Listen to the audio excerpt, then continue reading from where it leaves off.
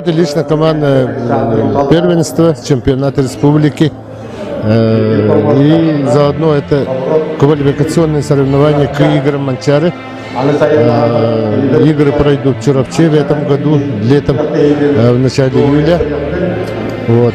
Ну, улусов очень много улусов приехало, всего 352 человека, в том числе и женщины, юноши, и мужчины-ветераны. Ну, в этом году мы набрали как никогда больше народу, очень много народу приехало, более 350 человек, 28 команд заявилось, так. Ну, так, результаты тоже неплохие. Ну, конечно, да, есть, которые неподготовленные приехали, наши вот эти, как говорят, лидеры. Но в основном так нормально, команда готова. И вот эти соревнования, я считаю, сейчас это генеральные репетиции перед чемпионатом азиатской зоны России. Так что, ну, в этом же зале она будет проводиться. Так что вот новые табло купили, новые помосты поставили.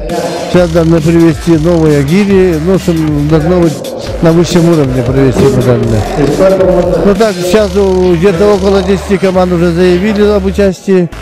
Ну, человек, мы ожидаем где-то в пределах 150 человек. Это, ну, вся азиатская зона России должна приехать. Это, ну, мы ребят своих готовим, где-то человек 25 у нас, ну, в сборах находится сейчас.